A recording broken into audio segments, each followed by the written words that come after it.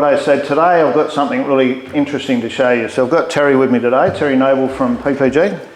Howard, thanks for having me for the day. How you doing, buddy? So Terry's got a really interesting background, and I sort of want to cover a little bit of that before we get into what we're going to do. So I noticed, mate, you've made the mag. Made the logo refinisher. So that was after all those years. Easy for me to do some research then, because there's a few things in here I didn't know, and that's that you did a bit of TAFE teaching as well, mate. Yes, in part of my career I done a bit of part-time teaching back in the late 80s to early 90s. So you started off, you did your apprenticeship and obviously worked through that, yeah. And then had a gig with PPG for a while? Yeah, it was always a bit of a go-getter. Done my trade, went out and done a few extra courses. I was always wanting that more knowledge about the actual automotive trade, and I loved the painting style. So then I thought, well, I can put my knowledge to people and start teaching them and that as well. So yep. I lined up for TAFE teaching part-time, and then I ended up through Owen Webb at the time, actually got me a job at PPG back when it was the Dulux days. Yep. And, I got a job there as a demonstrator. So then after that I found demonstrating, I was doing a bit of travelling and all the panel shops around, and I didn't have the time to keep going with the TAFE. So rather than let them down, I pulled out of that, and I was with PPG for 6 years back then. It actually changed to PPG. Went out and actually contracted for myself in my own business, which I was quite successful at. I had a good turnover. And then later on in life I thought, well, I'm getting older now, I've got to get out of it. And I just happened to get out of that side, and PPG asked me to come back. And I've been working in a role now for 9 years of my return back at 10 with John Aristis. And we work closely together, and we do a lot of variety of different stuff with you guys in the custom side to automotive shops. I set up a lot of MSO shops. We do training with our people and that as well. So it's a very interesting job. And part of that, of course, you was involved with Tailspin, so that's like 5 years ago. Yeah, that's 5 years ago. All that work, and obviously the success of that car, and then again with BOSSXC. And the reason Terry's here today is that because of MotorEx, I'm going to repolish the car, and that comes about for a couple of reasons. One is everyone knows we did it really quickly, so the product tends to dry out and pull and move around a bit. And then the other reason is the fact that we're going to do it with the full Mirka range. Mirka range, yep. And I've always used the Mirka pads, and I've decided now that we're going to, this year, move over to the Mirka polishers and go through that process. And I was talking to Terry the other day about that, and I was just going to, go gung-ho as I do and get into it. But there's a few tricks that can be learnt from the professionals about the way you do the processes. And what we're going to show you today is how we do that.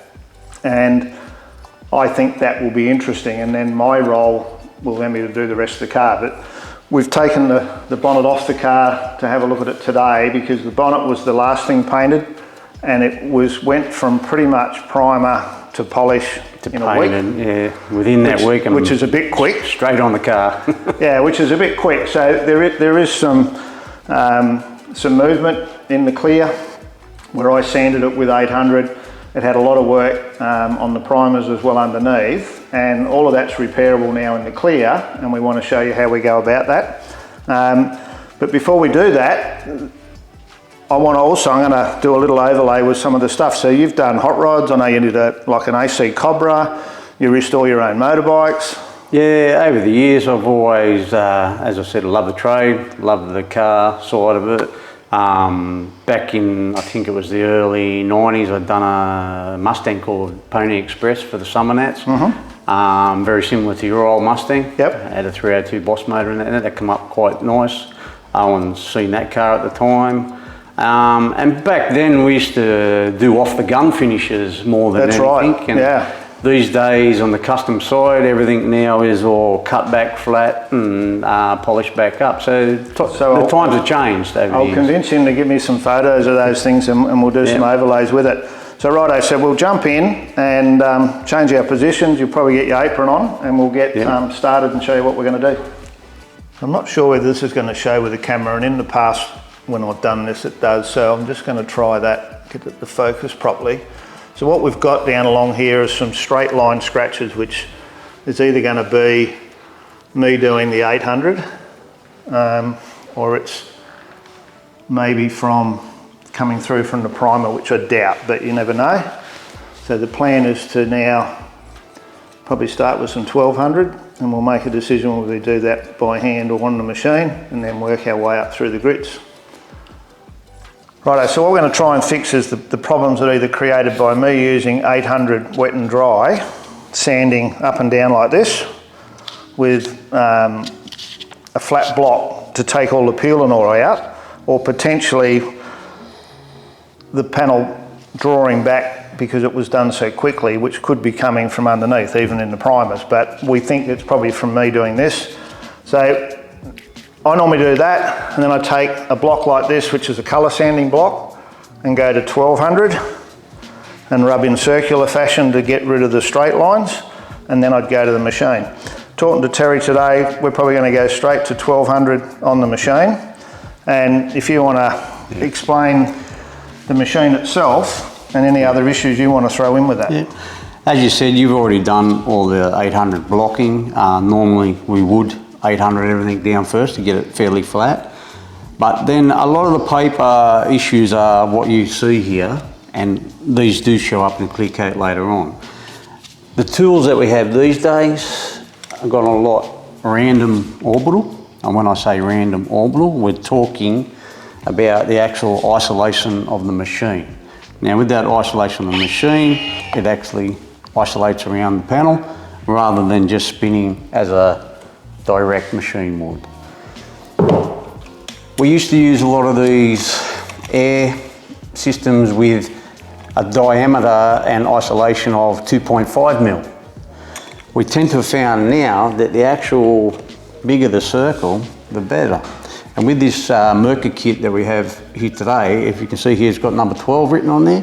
That's the size of the isolation that it spins on. So I call it the pigtail. Yeah, the pigtail effect. So the circles you get, Yep.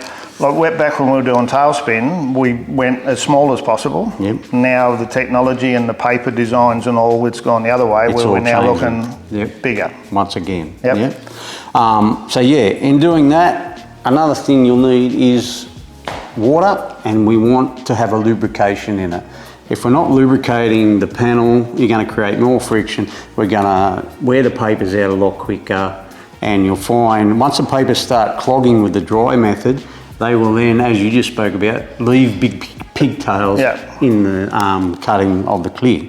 So I did grab some soap. Did you put any in there? I've put some in there. Good I'm man. one So step, what is it? one step ahead of you. A couple of drops? All right. Or is it Just a couple of drops in there, a bit of dishwashing liquid or your car wash, what you have at home. Okay. Dab that on there like with this little denabber that's supplied in the kit.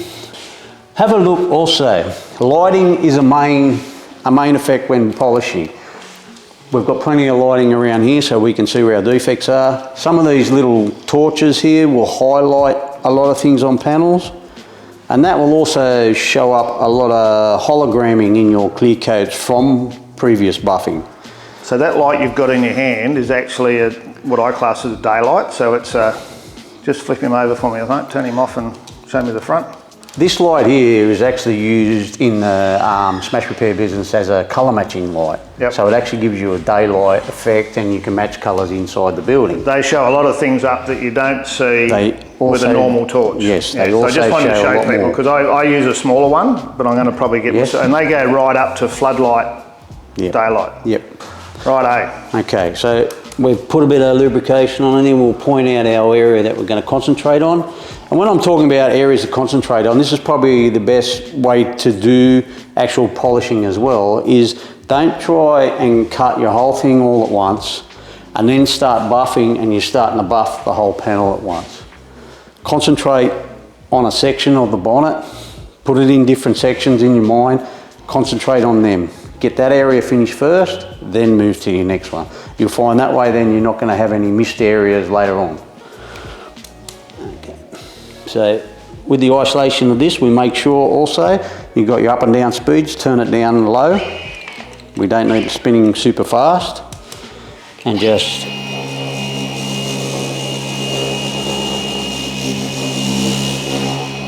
But just do a little bit and we'll dry that out because I want to see just whether you can see those scratches. Okay. Microfiber cloths also. You'll go through a few of them while you're buffing and detailing. Try and keep your cloths to using them for certain things. Don't keep using one cloth through the whole process because you're going to scratch things in different areas. See out on the edge where it's just starting to get it here, you can actually see where it's got the highs and lows, and that's what I wanted to be able to show up. Yep.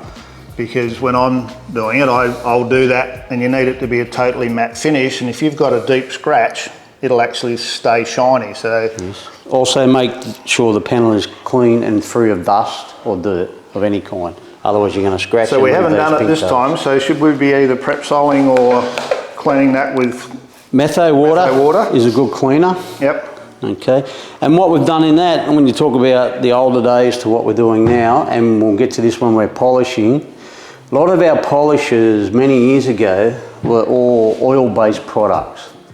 Now, all our polishes on the market are actually water-based products. Right. So, years ago we used to buff a panel back in the days with big maxi compounds and all different types of compounds, and it was oil-based, so they all had fillers and glazes.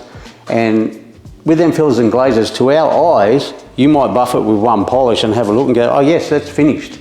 But it's actually could not be, and it'll come back with a dull area later on when you're finished. So you basically wash those fillers out. Wash those fillers out. Yeah.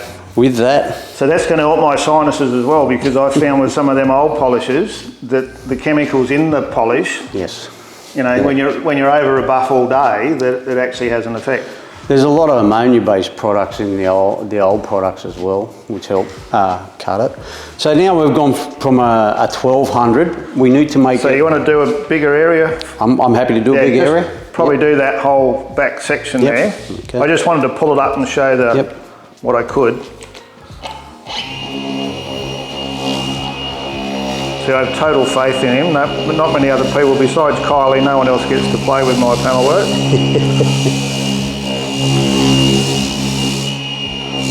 So Terry's one of the guys that when we go up to PPG, he finds all my problems and fixes them for me. I've got to keep you in line, Howard. Okay, once again, bit of a clean, have a look.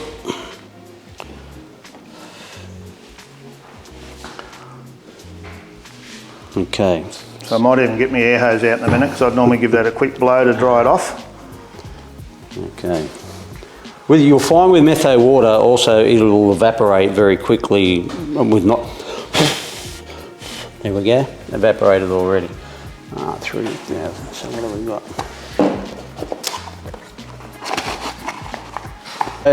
We've just cut that with a 1200 this. We're now going to move up the grades and go to a 1500 grit paper, which is a little bit smoother, taking out the marks as we go. Now I've marked a little bit of a section up here just to show you everyone. That's 1200 in that section, and we're going to do this section with the 15.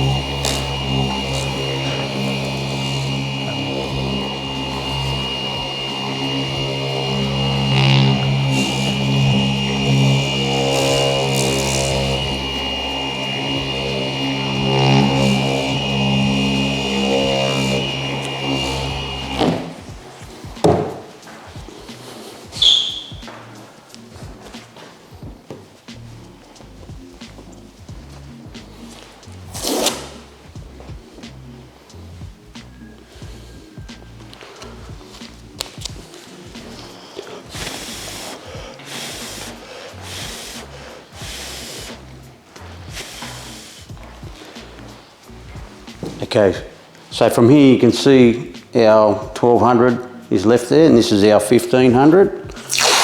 We'll now move up and leave part of that section at 15, just to show everyone the difference.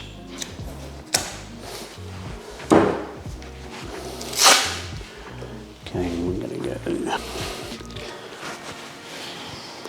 Okay, these are our new J-free product, which is has a soft back sponge on the back of it, and it's like a wetsuit type of material that is long lasting. We used to have Abralon before. It was a good product also, but didn't tend to last as long. These pads here have a lot more cut and a lot more durable. Different range, we're going to go 2,000 first, then we're going to go 3,000. Some guys will even go to the extreme of going 4,000 over the top of that. I find with 3,000, we should be able to buff anything up from there on with all the cutting range we have, which we'll go through. Yeah, I've always struggled myself to comprehend doing more than 3,000. I remember back when I did that Pony Express, there was a paper range back out there, and it was used for perspex in aircraft.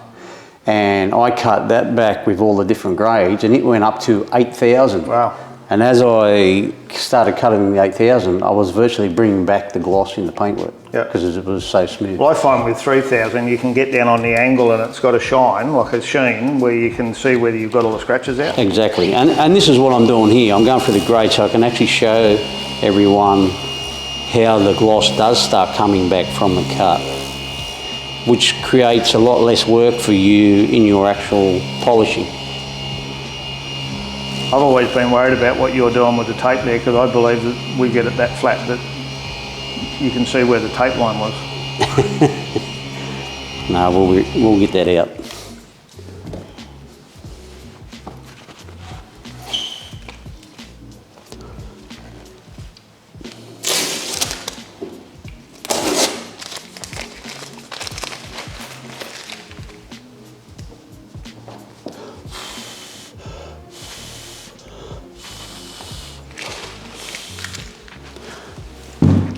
Okay, our next step, we'll go through to 3,000.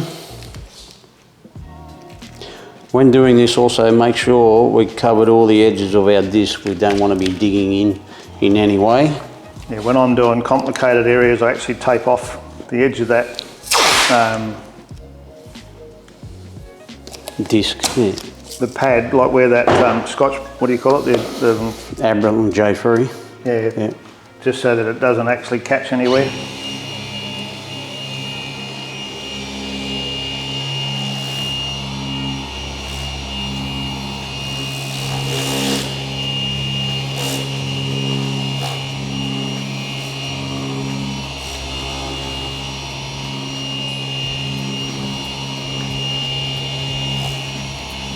So if you're doing a whole bonnet, how many of those pads do you reckon you should be using on a full bonnet? If we're doing larger areas, we can also move to the bigger 150mm. If we go with that, how many of those pads would you use on a full? You probably come close to 4, I reckon. Yeah, that's what I would have thought, and I just wanted to throw that in so that people understand that there's, you know, one pad won't do the whole thing, that they wear out, so you need to make sure that you don't try and push the pad too far. And like I said, if you put this bonnet in sections, okay, there's a section there that we're going to use one of those pads. Yeah, that's okay. I just wanted to throw that in while I thought of it.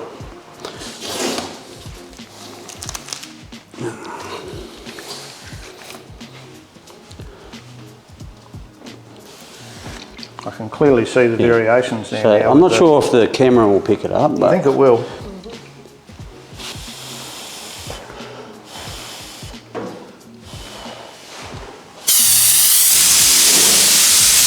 There we go.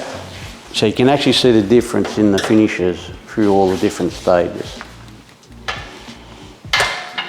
So after our cutting back, we're going to move to our different polishes that we have in the range and our different polishing pads we have in the Mirka range. Now, polishing is a lot like paint. We start mixing anybody else's products in between, we can have and create problems. And it's the same with polishing. We might start with a certain cutter, then we'll go and use a Mother's different one here, and then another product here. Put a Maguire's on it and then go to a Bowden's or whatever. We're not actually following a process all the way through. Yep. And everyone formulates their products to work in a certain way and get your best results. So you're better off sticking to one person's products. Yeah. Okay. So firstly, we have our 45 in the range, and the 45 in the range is a heavy duty cutter to bring up your cut pretty well straight away to get majority of it up a lot easier. Now, we talk about the pads that go with that product, and we're talking about lamb's wool these days. They'll come in both sizes, the 77 and 150, compared to the lamb's wool of the older era. Now, many years ago, we started off with lamb's wool. It was very big looped pile lamb's wool. This is a little bit different. Like the other one over there. So, so this one, this one's the old PPG Plus, like that I used for many, many years, and that pad's had a lot of use, and that's the sort of the loop pole there. And then these here I still use. So which is like using a bit of carpet. Yeah, it is. Yeah. These here, if you can see, the actual wool blend now these days has actually changed, and it's a lot finer. Yep. And to leave a lot less scratches in the job as well. Yeah, I love those. Yeah. They only kill half the sheep, they don't kill the whole sheep. So yeah, that's our first step, is the 45 goes with that product. So Mirka's actually brought out a new polish at the moment, which is very good and it's taken off very well. Now they have it in a black and a white, which is a number 12. This will actually go with this pad, the yellow pad, for certain harder clear coats. This car's been painted with PPG Vibrance, and PPG Vibrance is a little bit softer clear coat for polishing, so they have also brought out another black pad, or we say a black to grey pad if you have a look. Now the reason for the different pads also, they do part of the cutting with the product. And if someone is to go through and feel the density of the actual foam pads, that one's a lot harder. This one's here is a bit milder than that one. And then this one becomes a very soft one for your finishing off at the end with our number 5 product. Also, these coincide with the different buffs that we use these days. Yep. We have our direct drive buffs, and we have our random orbital buffs, just like that little number 12 that we had here. Now, there's all different brands on the market. You can use whatever. 3M have the big, Roops have the big Bigfoot one as well. Very expensive machine, but you get what you pay for. This here is a Festool one that I've picked up for half the price, and I've done a lot of jobs with it and it's still going. So that's up to you at the end of the day. But once again, these spin at a random orbital motion and create less swirl marks and holograms on your paintwork. So that's something new for me. I've traditionally always done all of mine with a straight direct drive. But we live and we learn, and if it takes some time off of me using my shoulders with my arms, then that's good for me. So, but you will find first, our initial cut with the lamb's wool is a lot quicker and easier to bring up with a direct drive. Yep. Okay. These here for our novice detailers and that are a great machine, because you'll find you won't tend to buff through corners as easy and burn your paintwork as you're doing it. So they are a good machine in that. And once again, with the different grades of polish, you can go through with them. A good idea is to give your polishers a bit of a shake also first.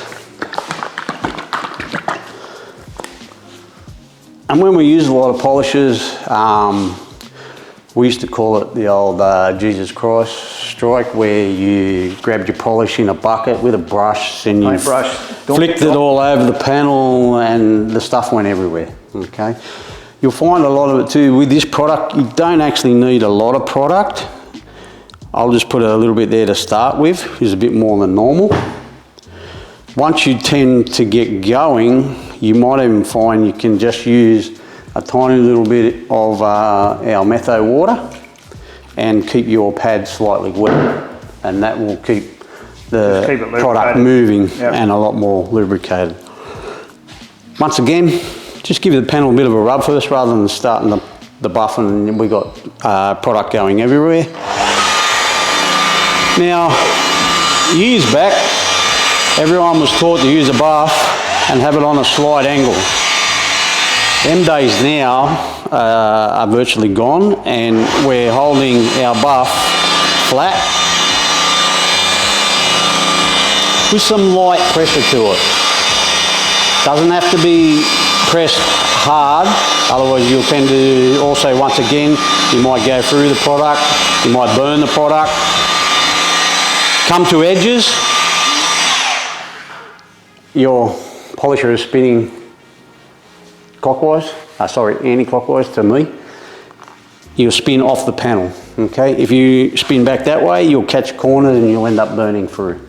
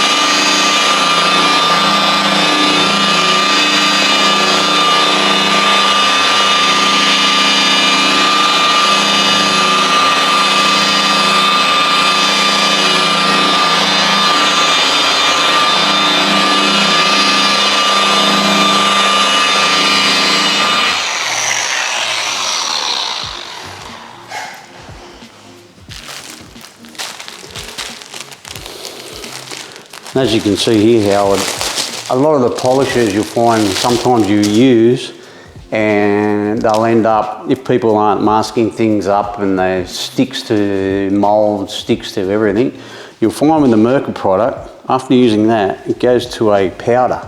Okay.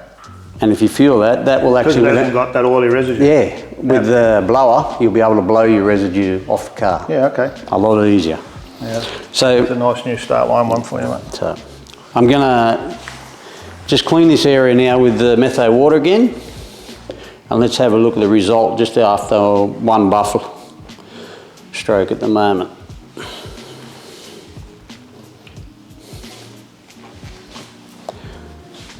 So, I'm not sure if anyone can see here. You can actually see a few pigtails set in the product there from the machine, okay?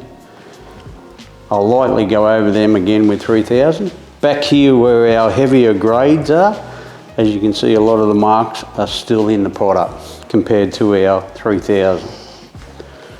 So do we get rid of our straight lines, Terry? Looking at that here, we were doing our straight lines here, so they seem to be disappeared. We just now need to get rid of our little pigtails. But that's only after one go. You're going to need to do this process a couple of times first.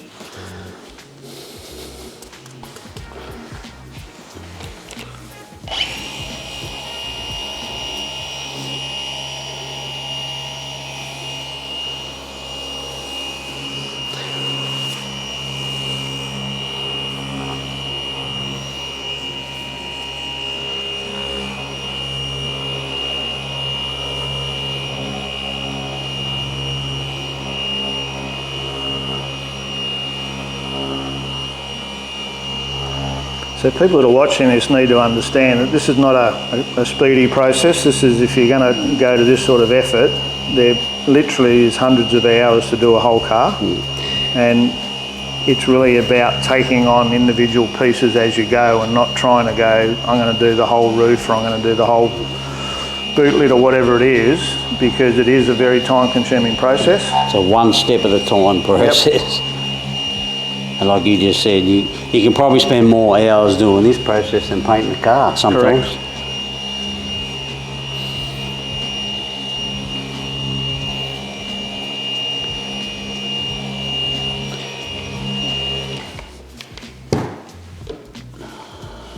Where's the other old one? And I've found over the time, the hardest part with the whole issue is to make sure you do the early steps properly, because if you rush to the end, once you get to the end, all of those steps are wasted. You're back to the start again. Exactly. we go.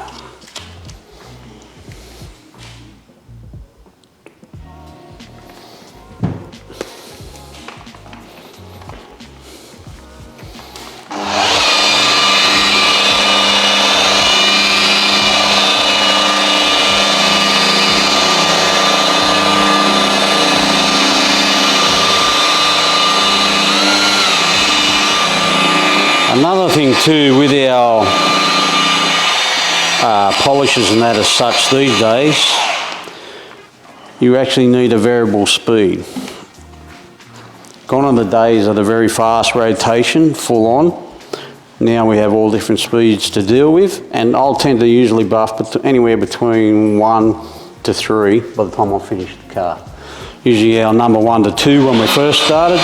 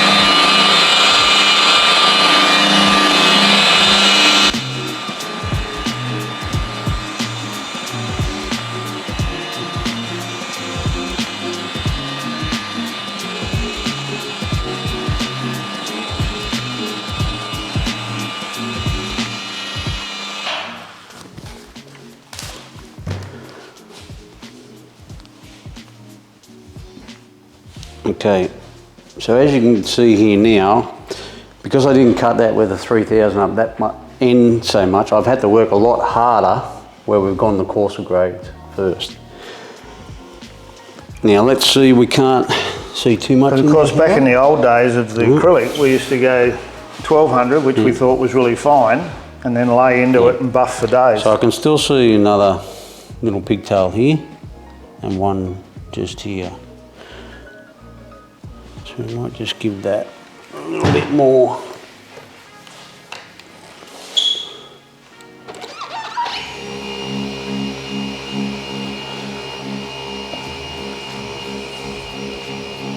I mean, that's the ticket, isn't it? Because if you keep polishing with the lamb's wool on that, what it'll do is it'll drag that out, and you will buff it out, but it ends up with a little dip there. Now what I just done then, if you have a look, I did not clean this panel with metho water before I done that. Right. Now have a look how much that pad's cut. It's done nothing. Okay. Because you've still got all the residue of the polish in there. Yep. Okay. So this is where the metho water, like we've said, needs to come into play and clean the product off the panel first.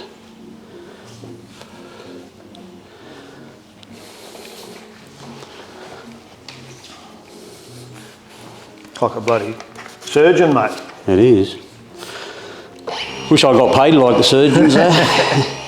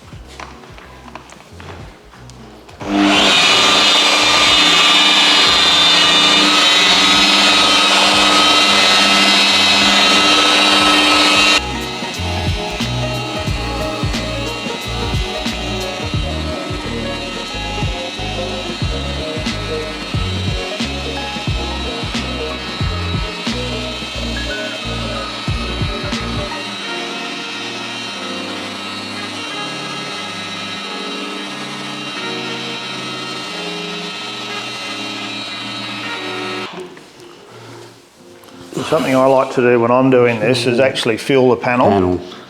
Because there's quite a bit of temperature there, so you want to get it so that it's warm under your hand and not hot, because you can actually get the clear hot enough that it'll drag and actually pull the clear around and make a mess that you then got to sort out.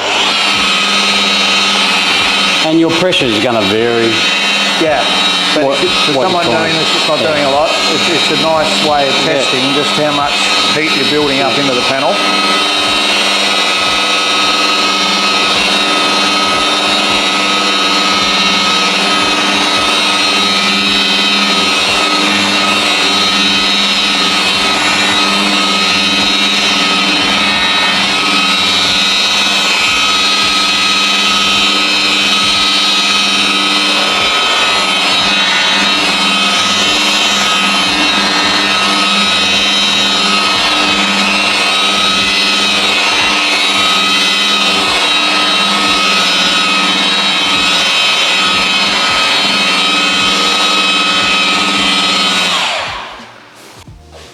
So notice then, Terry, you actually cleaned all of that cutters off, so obviously you don't get contamination now back in the next stage. Yes, so when you're moving to the next stage, next polish, I don't have the coarser 45 on the area that I'm doing to actually re-scratch up with those scratch marks. So you're saying the 12 comes in white and black, and I presume that's because for light colours and dark colours? Dark colours, that's correct. So we'll go there. And this blue is sort of a bit of a medium range on it, heading towards the darker side. Yeah. So we'll go the black. I've used a bit of the black. Yeah. And we'll use the black on this grayer. So that's a bit coarser than the original black ones? Okay. This is where we're going to pull out the random oval buff from this stage onward.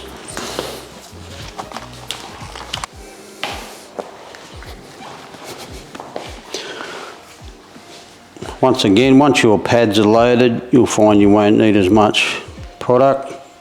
This is a brand new pad that we're using. This is also a variable speed, as you can see.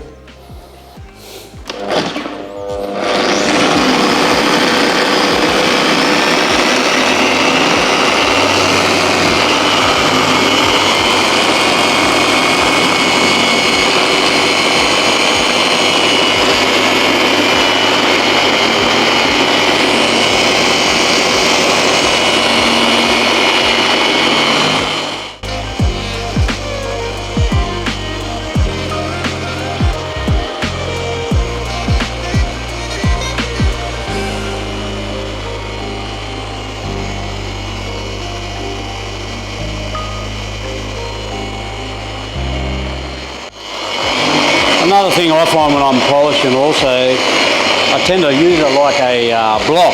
I'm doing that whole area, moving rather than staying in one place like you said, creating heat. Yep. Every which way.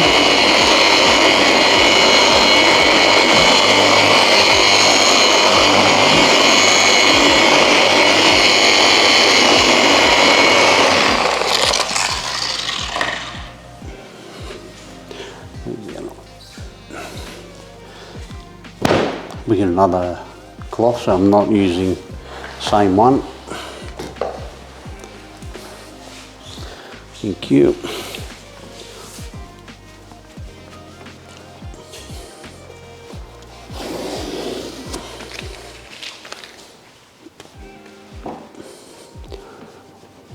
Not sure if it can pick it up, but I can see a bit of depth and difference to the last cut to this one.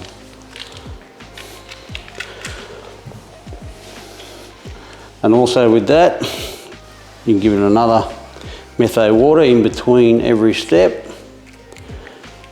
Becomes very visible when you put that on there.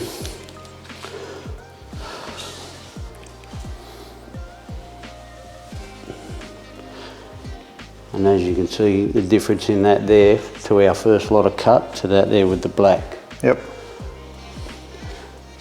And moving forward from that step, and we're all happy with what we've done, we've got no marks in there. Yep. We'll then go to our other black pad, which is a very fine, soft black finishing pad. And that will also go on your random orbital polisher. And this time around, we're going to use our number 5. And this should take out any of your swirl marks, any other real So fine. has this one got a bit of a filler in it? Is this like a sealer, or is it more just a polish still? It's like it will seal off the surface and that as well. Yeah, so it's got something in it to seal it? Yep. Yep. So I've always used like a sealer glaze. Yep.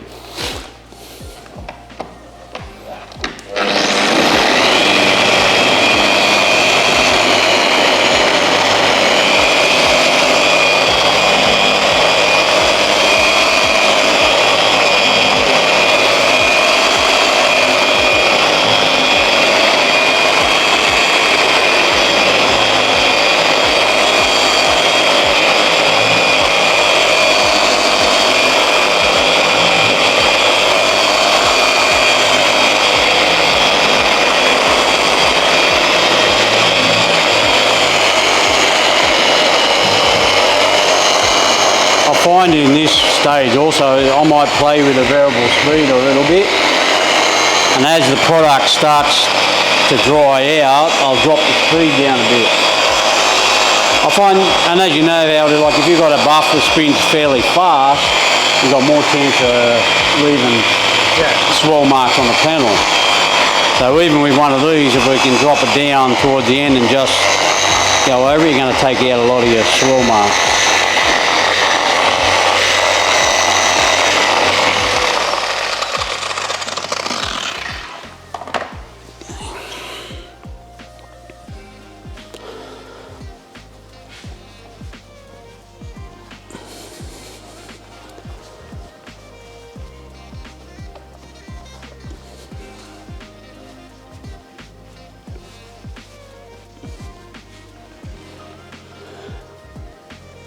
So even that there, as you probably see, has filled a lot of the scratch marks in that coarser area. Yep. But that's what you don't want, because now you're going to go and wash the car or clean it with a solvent. And it's going to take that out. You're going to take that straight back out, and you're going to see where it's not polished properly. So the main thing is go through all your steps. And to me, the biggest thing for me today is to clean between steps. Yes, metho water is your best friend. Yep. And as you've seen, it took all of 5 seconds to wipe with metho water. By doing this stage can save you a lot of work later on. So the metho water, you can obviously mix your own if you're that way inclined, or you can buy the water methylated spirit cleaner. And it's very cost effective, and it's pre-mixed. You just whack it in your spray bottle and away you go. Another product we have here is called our Nano Wax also. So once your car's all finished and you've got it all back together, you might just want to have like a bit of a final inspection, or you are showing the car. This product here highlights it a little bit more. Just give it a spray on and a bit of a light microfiber. So it's a bit like the old waterless wash style product. It'll bring up, it even brings up some of your old grey moulds on cars that are dulled off through the sun. You can highlight them a bit. It's not a wax as in a long lasting wax, it's just a highlighter in the Nano Wax. I've found over the years, Terry, that with everything we've done, regardless what product I've used, that from a show car point of view, I prefer to stay at this stage. I've experimented with a whole lot of different waxes, that if you put a wax on, yes, you're protecting the surface, but I believe you lose a little bit of that full shine. Yeah. And really with paintwork, waxing an actual job should not be done for like a good 2 to 3 months after it's been not painted. to seal it off. Not to seal it off too soon, because what you're doing, you're keeping all the solvents. As we spoke about with this bonnet, being painted so quick, being on the car, it's still soft, it was still releasing solvents out of it. Yep. you go and seal it off with a nice wax and that, it's not good for the product. For the product. Yeah. All right, I think that's pretty much covered everything we wanted to do today. I think the issue is patience, and it's very time consuming. Work through your steps. Don't shortcut the early stages because you're going to have to come back and do them again, and I've been caught with that. So especially if you're going all the way back to the 800, we'll actually be doing some more of these. Friend. That's the friend. We're also going to work. Well, I'm looking at working with PPG to do more of this, where we'll actually be able to do the whole process and to remove runs and denibs and all those sorts of things. But this is all about getting BOSSXC ready for MotorEx. So what you've just seen today, I've now got to do pretty much over the whole car and get it all prepped up and ready for the show. And as you said, we'll work together going forward. We can go to denibbing runs, all that type of stuff with our new range of scallops to take off from there. For sure. So it's been good experience today. Thanks very much. Both of us. Awesome.